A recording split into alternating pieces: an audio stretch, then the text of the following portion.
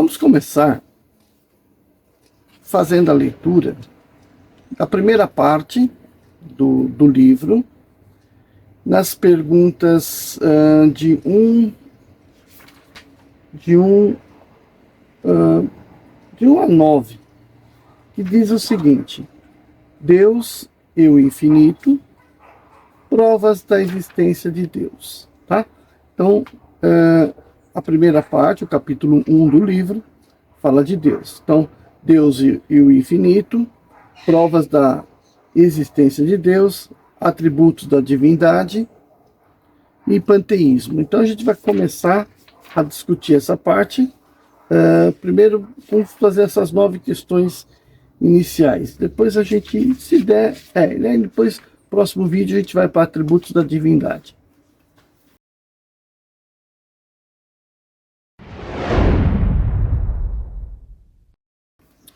Então a gente vai fazer essa leitura. Qual que vai ser a dinâmica? Eu faço a leitura das perguntas, das respostas, e obviamente faço um comentário aqui também, junto à leitura, tá? Para dar uma opção a mais de compreensão, né? Tenho que fazer, levantar 2 questões aqui. Se você não tiver o livro dos Espíritos, tá aí, ó, o livro dos Espíritos, se você não tiver o livro, não tem importância nenhuma. O importante é que você faça algumas anotações daquilo que achar recorrente, achar que deve ser anotado para questões posteriores, inclusive anotar suas questões para colocar como comentário. E eu vou deixar na descrição deste vídeo o link da Federação Espírita, onde você pode baixar gratuitamente o livro dos Espíritos, tá? Baixar essa obra para você também acompanhar. Não vai imprimir que você vai gastar uma grana violenta, né? Você baixa aí no computador e tal. E a segunda coisa que eu preciso falar para vocês é que, ó, essa minha cadeira que faz um barulho danado, viu? Desconsidera tudo isso. Vamos lá, então. Questão número 1. Que é Deus? E a resposta do Espírito: Deus é a inteligência suprema, causa primeira de todas as coisas. Veja bem, as perguntas feitas aos Espíritos estão em letras normais, tá? Então, sempre que eu for falar a fala do Espírito, eu vou indicar, né, o Espírito que está respondendo. A segunda pergunta, ele diz: o que se deve entender por infinito? Resposta: o que não tem começo e nem fim, o desconhecido. Tudo o que é desconhecido é infinito. E a terceira pergunta: poder-se-ia dizer que Deus é o infinito? Aí ele responde: definição incompleta. Pobreza da linguagem dos homens, que é insuficiente para definir as coisas que estão acima da sua própria inteligência. Então, o comentário que o Kardec faz é o seguinte: Deus é infinito em suas perfeições, mas infinito é uma abstração. Dizer que Deus é infinito é tomar o atributo pela própria coisa e definir uma coisa que não é conhecida por uma coisa que também não o é. Então veja, fazendo agora o meu comentário. A resposta do Espírito, vamos lembrar que isso aqui é da metade do século XIX. Nós estamos no século XXI. Metade do século XIX. As respostas que o Espírito está dando e está sendo interpretada ali por Kardec é de acordo com a cultura, tá certo? Que Kardec era médico, então ele tinha sua formação científica da época e, portanto, ele não era um inculto, certo? Mas era a cultura, era o conhecimento que se tinha naquela época, certo? Então, quando ele vai falar assim, olha, Deus é o infinito, tá? Infinito porque o infinito para vocês é uma coisa muito relativa. Mais ou menos seria essa a colocação deles. Então, a gente pode parar um pouquinho e pensar lá atrás, né, como a resposta do Espírito está coincidindo com o conhecimento lá atrás de Hermes Trismegisto, que diz que Deus, ele é o todo. Então tudo está no todo, certo? E o todo é tudo. Então, por conta dessa dificuldade da gente poder discutir o assunto, é que cria-se certas dúvidas, certas incompreensões. Então, uma forma bastante interessante quando se fala de Deus é entender o seguinte: ele é incognoscível. O que quer dizer incognoscível? É aquilo que não se pode ficar querendo criar um conhecimento a respeito dele, né? Mensurações ou coisa parecida. É acreditar ou não acreditar. E aqui o caso é acreditar na sua existência. Provas da existência de Deus. Então, Kardec continua. Onde se pode encontrar a prova da existência de Deus? A resposta que ele obtém num axioma que aplicais às vossas ciências, não há efeito sem causa. Procurai a causa de tudo o que não é a obra do homem, e vossa razão vos responderá. E Kardec comenta, né? Para crer em Deus, basta lançar os olhos sobre as obras da criação. O universo existe, ele tem, pois, a sua causa. Duvidar da existência de Deus seria negar que todo efeito tem uma causa e adiantar que o nada pode fazer alguma coisa. Então, é bastante óbvio, né? Do nada gera-se nada, né? Não há como criar alguma coisa a partir do nada. Então, há alguma coisa. E essa alguma coisa, o que é? É Deus.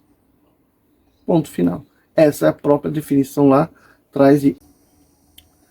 Que consequência você pode tirar do sentimento intuitivo que todos os homens carregam em si mesmos da existência de Deus? Resposta do Espírito: que Deus existe, porque de onde lhe viria esse sentimento se ele não repousasse sobre nada? É ainda uma consequência do princípio de que não há efeito sem causa. Sexta pergunta: o sentimento infinito que temos em nós mesmos da existência de Deus não seria o fato da educação e o produto de ideias adquiridas? Resposta: se assim fosse, por que vossos selvagens teriam esse sentimento? Então, se dependesse da cultura da gente para que nós ficássemos acreditando que eles existem, então veja, por que então os antigos, né, os mais primitivos seres, né, os homens selvagens, teriam também o mesmo sentimento se não têm a mesma cultura? Aí o Kardec conclui: se o sentimento da existência de um ser supremo não fosse senão o produto de um ensinamento, ele não seria universal e não existiria, como as noções de ciência, senão naqueles que teriam podido receber esse ensinamento. Então, obviamente, se ele não pode ser consequência de uma reflexão sobre um pensamento, porque se o fosse, seria apenas para quem recebeu aquele conhecimento, né? E não algo tão geral. Poder-se-ia encontrar a causa primeira da formação das coisas nas propriedades íntimas da matéria? Aí o Espírito responde: mas então, qual seria a causa dessas propriedades? É preciso sempre uma causa primária.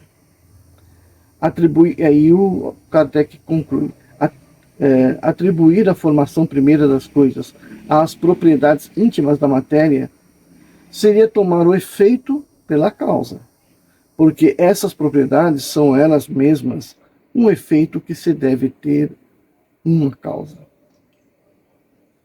Oitavo: que pensar da opinião que atribui a formação primeira a uma combinação fortuita da matéria, isto é, ao acaso?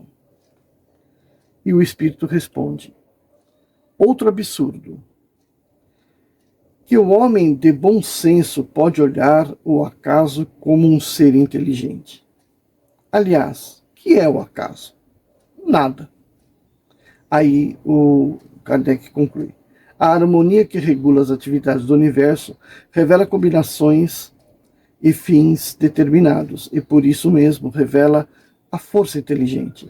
Atribuir a formação primeira ao acaso seria um contrassenso, porque o acaso é cego e não pode produzir os efeitos da inteligência. Um acaso inteligente não seria mais um acaso. Veja, deixa eu fazer um comentário meu aqui. Quando a gente fala em acaso, a gente pode ver, por exemplo, na física quântica, que se trabalha com a questão da possibilidade do bendito acaso, né? Se isso, uma coisa acontece ao acaso, e o acaso passa a ser uma variável dentro do estudo que está se fazendo. Então, mas mesmo assim, eu gostaria de frisar um pensamento meu, né? Quando você vê um cara que ganhou na loteria, você fala, nossa, o cara ganhou na loteria, poxa vida, ganhou por acaso. Não ganhou por acaso, ele jogou na loteria, ele apostou na loteria. Mas a possibilidade dele ganhar é muito pequenininha. Ele tem que acertar uma dezena, acertar a dezena seguinte, acertar a terceira, a quarta, a quinta, a sexta, para ele acertar na Mega Sena. Tem que acertar as seis dezenas. Então, a cada uma delas, veja, se são 60 números, a possibilidade dele de acertar um número é 60, é 1 sobre 60. Só que ele vai acertar o segundo, tendo que ter acertado já o primeiro. Então vai se multiplicando esse 1 sobre 60, até 6 dezenas. Então é um número, uma probabilidade muito pequenininha. É uma em milhões, em bilhões, não fiz a conta, né? É 1 em milhões. Então você veja, o problema acontece o seguinte, acontece que você tem milhões de pessoas jogando. Então se você tem milhões de pessoas jogando, vezes milhões, 1 sobre milhões de possibilidades, acaba pelo menos tendo a chance de 1 ou 2 ou 3 pessoas ganharem. Então não é o acaso. Então o que a gente chama de acaso? A gente chama de acaso aquilo que tem uma possibilidade infinitamente pequenininha de acontecer, mas que pode acontecer.